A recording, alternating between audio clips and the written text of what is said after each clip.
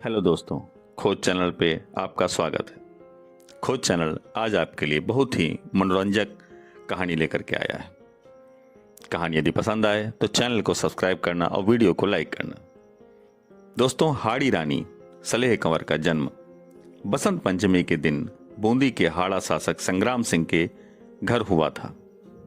Saleh Kanwar अपने पिता संग्राम सिंह की लाडली व समझदार पुत्री थी।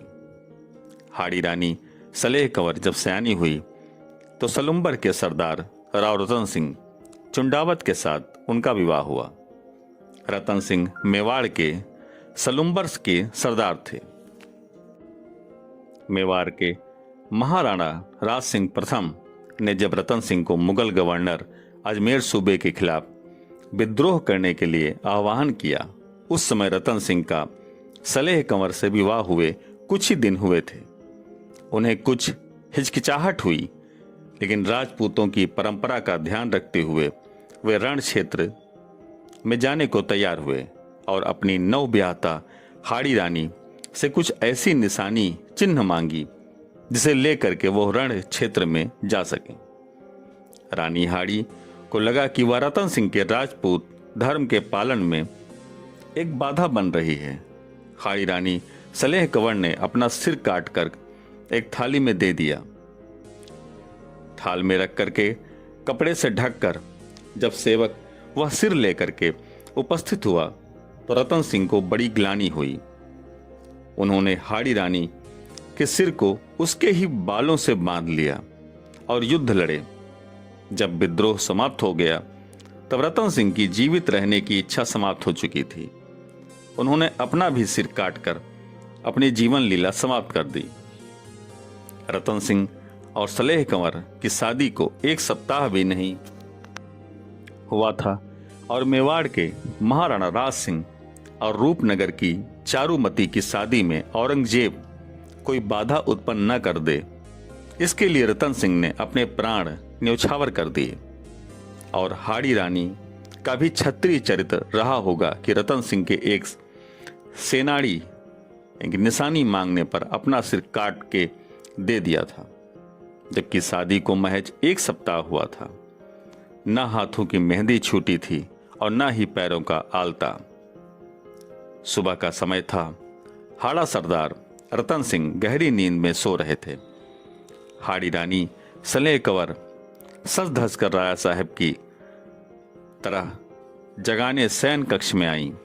उनकी आंखों में नींद की खुमारी साफ झलक रही थी। रानी ने हंसी ठिठोली से उन्हें जगाना चाहा। इस बीच दरबान आकर वहां खड़ा हो गया। राजा का ध्यान उसकी ओर न जाने पर रानी ने कहा, हुकुम, महाराणा का दूत काफी देर से खड़ा है। वह आपसे तुरंत मिलना चाहता है। दूत आपके लिए कोई आवश्यक पत्र लाया है। वह आपसे मिलकर अभी पत्र देना चाहता है। असमय दूत के आगमन का समाचार सुनकर ठाकुर रतन सिंह हक्का बक्का रह गए। वे सोचने लगे कि अवश्य कोई विशेष बात होगी। महाराणा को पता है कि वह अभी भी ब्याह करके लौटे हैं। आबाद की घड़ी हो सकती है। ठाकुर रतन सिंह ने हाड़ी रानी को अपने कक्ष में जाने को कहा। दूत को बुलाकर पास में बिठाया। ठाकुर रतन सिंह दूत को बिठाकर नित्य कर्म से निवृत्त होने चले गए।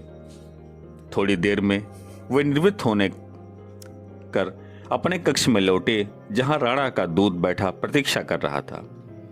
ठाकुर रतन सिंह ने दूत को देखकर कहा, अरे शार्दुल सिंह, तू इतनी सुबह कैसे? क्या भाभी ने घर से खदेड़ दिया है जो सुबह सवेरे आकर नींद में खलल डाल दी? सरदार रतन सिंह ने फिर दूत से कहा, तेरी नई भाभी अवश्य तुझ पर नाराज होकर अंदर गई होगी। नई नई है ना, इसलिए बेचारी कुछ भी नहीं बोली। ऐसी क्या आफत आ पड़ी थी? 2 दिन तो चैन की बंसी बजा लेने देते। मियाँ बीबी के बीच में क्यों कबाब में हड्डी बनकर आ बैठे? खैर छोड़ो ये सब। बताओ, राणा राज सिंह ने मुझे क्यों याद किया? वो ठहाका मारकर हंस पड़े। दोनों में गहरी मित्रता थी। सामान्य दिन अगर होते तो शार्दुल सिंह भी हंसी में जवाब देता। शार्दुल खुद भी बड़ा हंसोर था। वह हंसी मजाक के बिना एक क्षण को भी नहीं रह सकता था, लेकिन इस वक्त वह बड़ा गंभीर था। शार्दुल बोला, दोस्त हंसो मत, सचमुच बड़ी संकट की घड़ी आ गई, मुझे भी तुरंत वापस लौटना है। यह कह करके सहसा वह चुप हो गया। अपने इस मित्र के विवाह में सप्ताह भर पहले बाराती बनकर गया था। उसके चेहरे पर छाई गंभीरता की रेखाओं को देखकर चुंडावत सरदार रतन सिंह का मन आशंकित हो उठा। सचमुच कुछ अनहोनी तो नहीं हो गई है। दूत संकोच कर रहा था कि इस समय राणा की चिट्ठी वह मित्र को दे या नहीं। चुंडावत सरदार को तुरंत युद्ध के लिए प्रस्थान करने का निर्देश लेकर वह आया था। उसे मित्र के शब्द स्मरण हो चुके थे। चंडावत रतन सिंह के पैरों के नाखूनों में लगे महावर की लाली के निशान अभी भी वैसे के वैसे ही उभरे हुए थे। नवविवाहिता हाड़ी रानी के हाथों की मेहंदी का रंग अभी उतरा भी न होगा। पति पत्नी ने एक दूसरे को ठीक से देखा पहचाना भी नहीं होगा। कितना दुखदायी होगा उनका विक्षोभ। या स्मरण करते ही वह सिहर उठा। पता नहीं युद्ध में क्या हो। वैसे तो राजपूत मृत्यु को खिलौना ही समझता है। अंत में जी कड़ा करके उसने चुंडावत सरदार रतन सिंह के हाथों में राणा सिंह का पत्र थमा दिया। राजा का उसके लिए संदेश था, वीरवर अविलंब अपनी सैन्य टुकड़ी को लेकर के औरंगजेब की सेना को रोको। मुस्लिम सेना उसकी सहायता को आगे बढ़ रही है। इस समय मैं औरंगजेब को घेरे हुए हूं।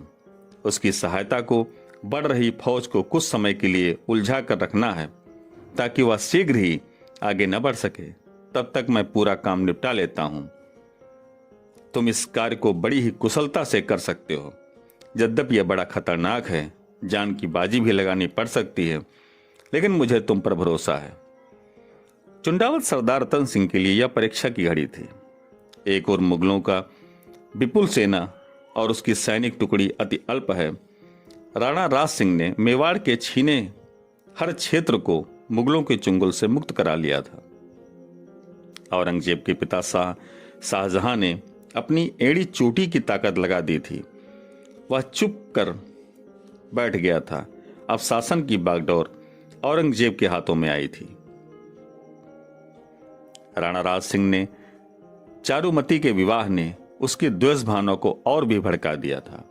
इसी बीच में एक बात और हो गई थी जिसने राज सिंह और औरंगजेब को आमने सामने लाकर खड़ा कर दिया था।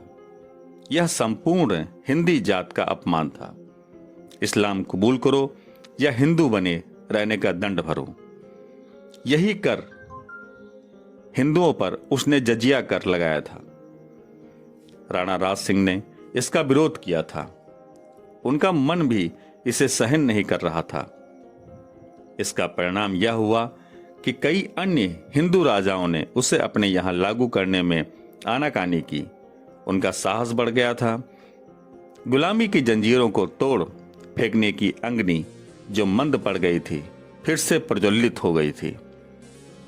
दक्षिण में शिवाजी, बुंदेलखंड में छत्रसाल, पंजाब में गुरु गोविंद सिंह, मारवाड़ में राठौर, वीर दुर्गादास मुगल सल्तनत के विरुद्ध उठ खड़े थे। यहां तक कि आमेर के मिर्जा राजा जय सिंह और मारवाड़ के जसवंत सिंह, जो मुगल सल्तनत के दो प्रमुख स्तंभ थे, उनमें भी स्वतंत्रता प्रेमियों के प्रति सहानुभूति उत्पन्न हो गई थी।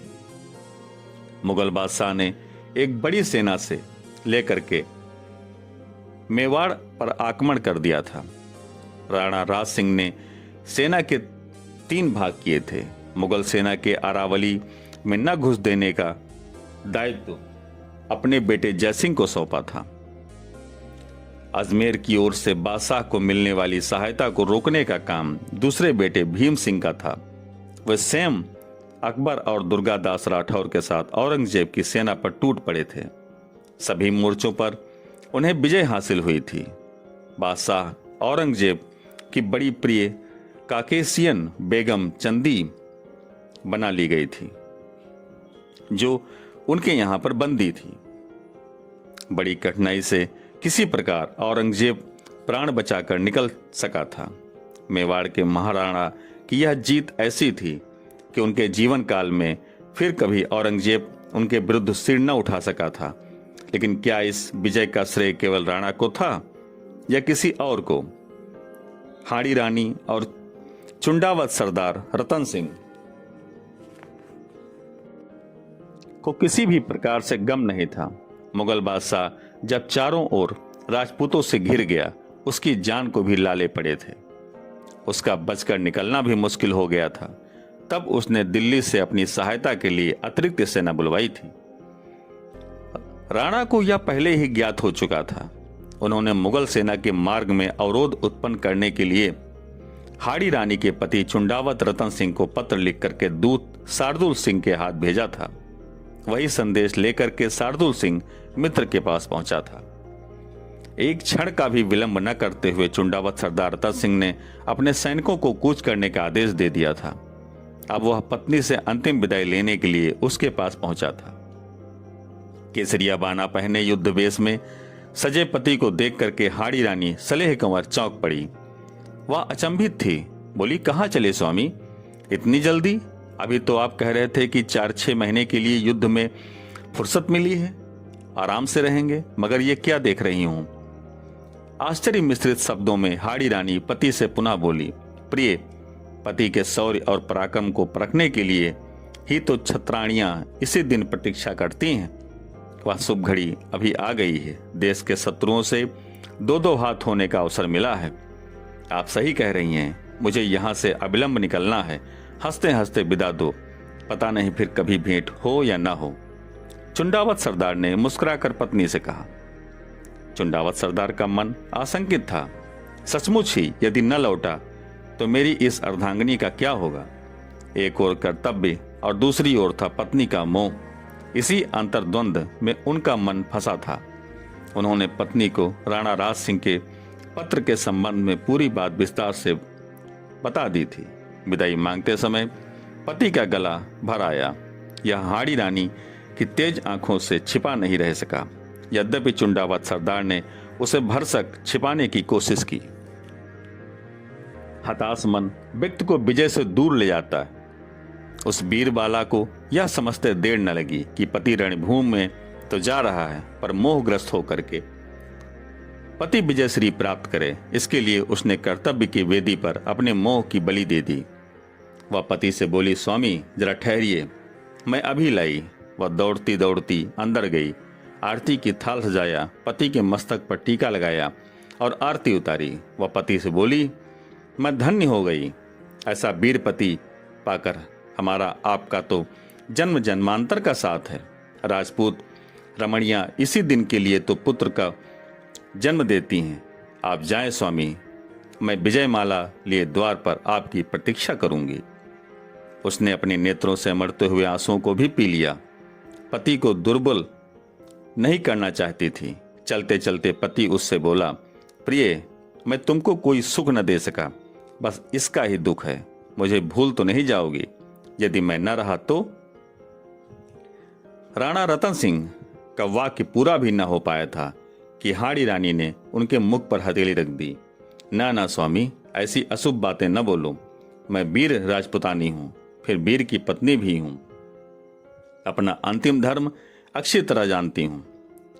आप निश्चित होकर के प्रस्थान करें, देश के शत्रुओं के दांत खट्टे करें, यही मेरी प्रार्थना है।